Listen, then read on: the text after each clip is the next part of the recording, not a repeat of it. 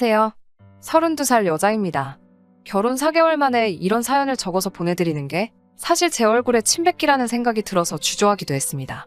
연애도 어느 정도 긴 시간을 해왔는데 이 정도로 고쳐 써먹지도 못할 사람이었다는 걸 눈치채지 못했으니 제 잘못이 가장 크기도 하겠네요. 직장도 변변찮은 것도 알았지만 제가 안정적이고 큰 회사에 다니고 있어서 크게 문제가 될 거라는 생각도 한 적이 없습니다. 단지 연애하던 동안 저한테 잘하는 모습에 저도 결혼하기에는 조금 늦은 나이라는 생각을 했다 보니 직장이 변변찮다고 하더라도 인성 하나만 보자고 스스로에게 위안을 삼기도 했습니다. 남편에게 두 얼굴이 있었다는 건 결혼 후에는 알게 되었어요. 저와 비교했을 때 한참 모자란 남편이지만 그래도 결혼을 결심하게 된 건 시부모님이 엄청 좋은 분들이셨다는 이유가 가장 컸어요. 결혼 전에 처음 시부모님을 만났을 때도 아들 자랑보다도 제 걱정을 더 많이 해주셨거든요. 아직 시부모님이 보기에도 한참 모자란 남편인데 어디가 좋아서 결혼까지 결심하게 되었냐고 하시며 모르고 싶으면 언제든지 물러도 좋다고 농담처럼 말씀하시기도 했습니다. 사람 덜 된 남편 데려가줘서 정말 고맙다고 몇 번이고 말씀해주셨고 힘든 일이 있다면 무조건 저를 도와주시겠다고 약속도 해주셨고요. 부모님 인품이 이 정도나 되니 남편이 당장은 보잘것없지만 저에게 잘해주던 모습도 분명 부모님의 영향이 크다고 생각했고 사람 하나만큼은 제대로겠거니 하는 생각이 들어 결혼을 하기로 했습니다. 남편은 모아놓은 돈조차도 얼마 되지 않았지만 제가 모아놓은 돈 이상을 시댁에서 지원해 주셨어요. 남편은 그나마 월입 150 정도 받는 중소기업을 다니고 있었는데 결혼하기 얼마 전에 저랑은 상의도 없이 회사를 그만두고 나왔습니다. 저랑 상의도 없이 정한 일이니 당장 그걸 가지고 대판 싸우게 되었어요. 무슨 영업일을 시작할 거라면서 믿어달라고 말하는데 너무 자신있게 말하니 하지 말라고 하기도 뭐하고 이미 회사는 그만둔 상황이었으니 그냥 한번 믿어보자고 생각했어요. 당장에야 수입이 없겠지만 저렇게 자신있게 말하니 뭐라도 보여주겠지 하는 마음에 어디 한번 두고 보자 했어요. 시부모님이 지원해주신 돈도 있고 당장은 밥 굶고 살 것도 아니고 재벌이도 넉넉했으니까요. 그렇게 믿었던 제가 바보 같네요. 자기 체면을 그렇게 중시하는 그런 놈인지는 이번에야 처음 알게 되었습니다. 시어머니가 주신 돈을 가지고 외제차를 리스로 하나 계약을 하고 1000만원짜리 손목시계를 사가지고 왔습니다. 돈 한 푼도 못 벌고 있으면서 너가 그런 게 어디에 필요하냐고 대판 싸우게 되었어요. 이혼한다고 울고불고 싸우다가 결국 시부모님께까지 이 상황을 말씀드리게 되었네요. 시어머니께서 애가 아직 철이 없어서 그런 거니 예물한 셈 치고 이번 한 번만 넘어가달라고 부탁을 하시더라고요. 당연히 그게 말이나 되는 소리냐고, 그걸 어떻게 그렇게 퉁을 치냐고, 안 된다고 바득바득 소리를 지르면서 못 살겠다고 했어요. 두 번 다시 그런 사치품에 쓸데없는 돈 쓰지 못하게 확실하게 못을 박아둘 테니 한 번만 용서해주면 안 되겠냐고 남편을 대신해서 저에게 몇 번이고 사과를 하시니 하는 수 없이 그 일은 그렇게 넘어가게 되었어요. 시부모님이 주신 돈은 제 명의 통장으로 새로 바꾸어 주셨고 시계값까지 채워서 주셨습니다.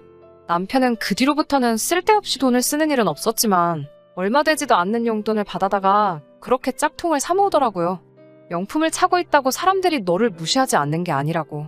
사람이 먼저 명품이 되면 알아서 너를 알아봐 줄 거라고 몇 번을 말하는데도 자기를 가르치려 들지 말라고 다투게 되었어요. 결혼한 지 얼마 되지도 않았는데 그때부터 남편과는 삐걱거리기 시작했습니다. 결혼식을 올리고 나서도 집들이를 수십 번을 준비해야만 했어요. 친정부모님 집들이 때는 조촐하게 배달음식 사다가 끝냈어요. 간단하게 준비하면 끝이라고 생각했던 집들이는 큰 문제거리가 되고 말았습니다. 그 뒤로 이어질 남편 손님들의 집들이 때문이었습니다. 남편은 뭐 그렇게 아는 사람이 많은지 고등학교 동창 따로, 대학교 동기 따로, 전 직장에서 알던 사람들 따로 자기 지인들을 그룹별로 나눠서 수많은 집들이를 준비시키더라고요. 이제 와서 생각해보면 남편은 그냥 자기가 얼마나 잘 살고 있는지 보여주기 위해 별쓸모도 친분도 없는 사람들 불러다가 집들이를 하려고 했던 것 같네요. 저희 친정부모님 때 했던 것처럼 배달음식으로 집들이 준비를 하려고 했는데 남편은 자기 손님들이 올 때는 굳이 직접 한 음식으로 준비해달라고 부탁을 하더라고요. 한번 집들이를 할 때마다 데려오는 인원이 워낙에 많다 보니 저도 배달 음식으로만 준비하기에는 자금적으로도 부담이 있고 해서 직접 음식을 준비하기로 했습니다. 직접 음식을 준비했다지만 사실 제가 직접 한 건 별로 없었어요. 그냥 마트나 근처 밀키트를 판매하는 곳에서 파는 것들을 사와서 제가 조리만 해서 직접 내오는 식으로 준비를 했습니다. 오히려 남는 재료가 없으니 경제적인 부분에서도 많이 절약이 되어서 조금 손이 가기는 했지만 괜찮다고 생각했습니다. 남편은 제가 음식 준비를 하는 모습을 봐서 그런지 그것들이 전부 직접 한 음식이라고 굳게 믿는 눈치였고요. 음식 솜씨가 좋다는 칭찬을 들을 때마다 남편은 마치 자기가 칭찬을 받는 것처럼 으스케했어요. 그렇게 수많은 집들이를 치러가면서 별일 없이 보내고 있었는데 남편과 이 지경까지 오게 된 사건은 생각지도 못한 날에 발생했습니다. 바로 시댁 식구들 집들이 날이었어요. 이번 집들이는 시댁 식구들이니만큼 남편도 남의 시선 같은 거 신경을 안 써도 될 듯 싶어서 친정 식구들 집들이 날 했던 것처럼 시부모님이 오실 때에는 간단하게 배달 음식으로 차려내자고 제안을 했어요. 남편은 딱 잘라서 안 된다고 반대를 하더라고요. 우리 부모님 오실 때는 배달 음식을 했는데 왜 시부모님 집들이상을 직접 요리를 해야 하는 거냐고 물으니 남편이 이유라고 뱉은 말들은 정말 어이가 없었습니다. 배달 음식은 정성이 너무 없다고 하네요.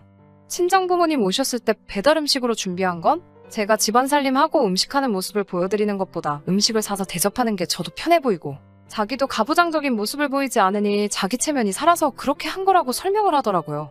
시부모님 집들이의 경우에는 내가 직접 음식을 해야 우리 부모님도 아들이 아무리 수입이 없다고 하더라도 저한테 대접받으면서 사는 모습을 보지 않겠냐고, 그래야 마음이 놓이지 않겠냐고 하면서 그런 말도 안 되는 이유를 들어가며 제가 직접 음식을 준비해야 하는 이유를 구구절절히 설명하더라고요.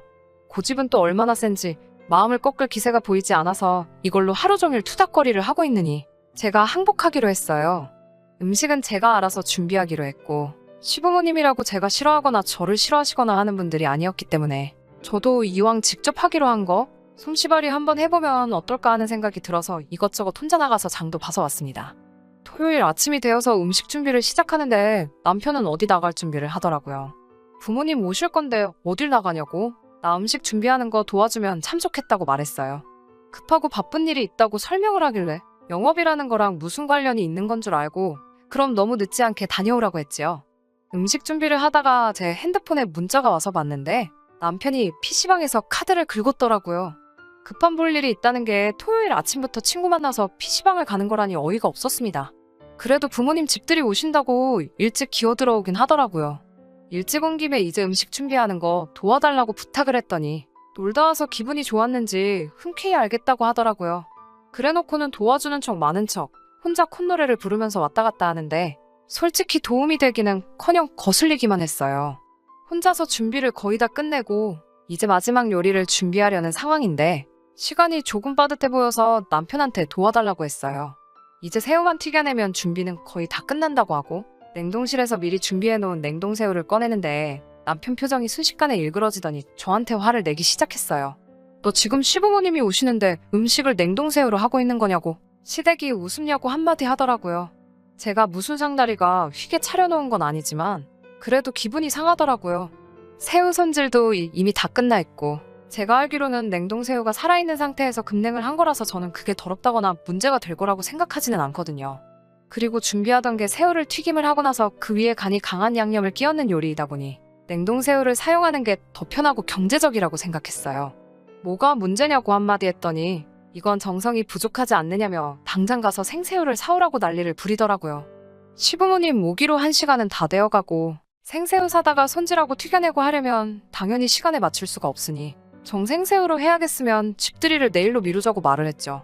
두 분은 진작에 이쪽으로 오시려고 출발을 하셨을 테니 남편은 입만 대빨 나와서 궁시렁대고 도와줄 생각은 전혀 하지도 않고 궁시렁대고만 있었어요.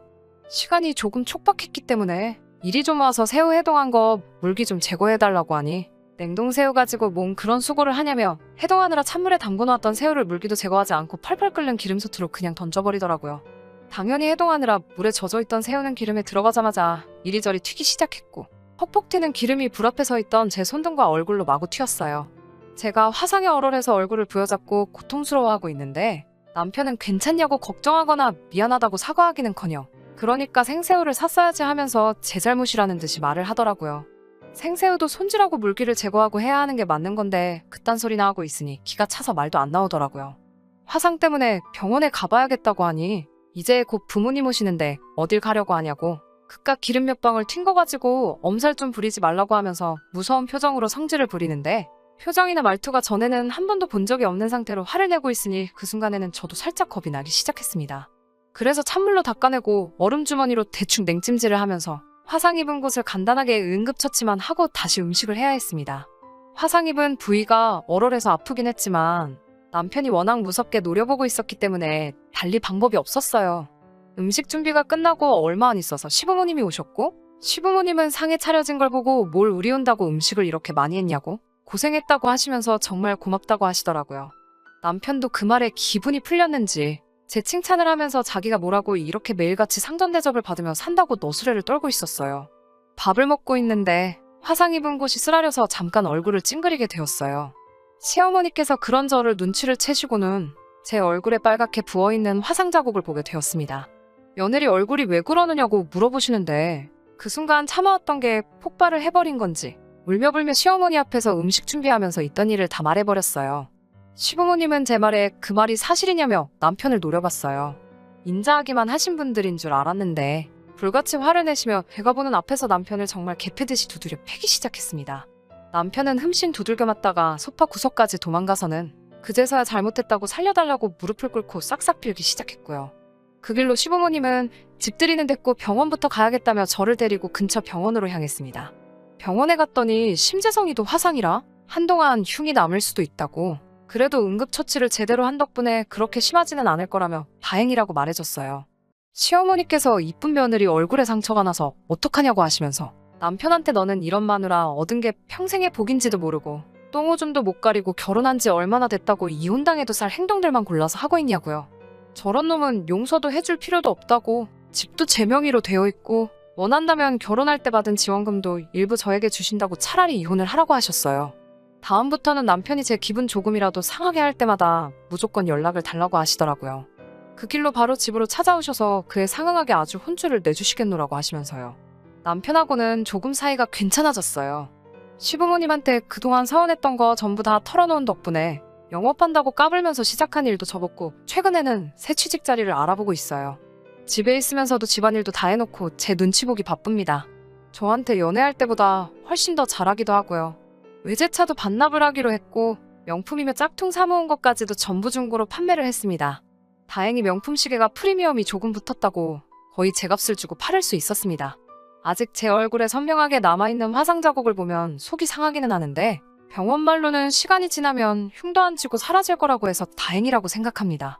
제 친구들은 시어머니가 탈출시켜줄 때 진작에 이혼을 하는 게 좋지 않겠냐고 하는데 저는 시부모님 믿고 남편에게도 한 번 더 기회를 줘보려고요. 제가 또 한 번 바보 같은 결정을 내린 걸 수도 있지만 그날의 사건으로 인하여 남편이 조금씩 바뀐 모습을 보여주고 있어서 그거에 한번 기대를 해보려고 합니다. 앞으로 행복한 날만 가득했으면 좋겠어요. 그러면 이렇게 사연 줄이도록 하겠습니다.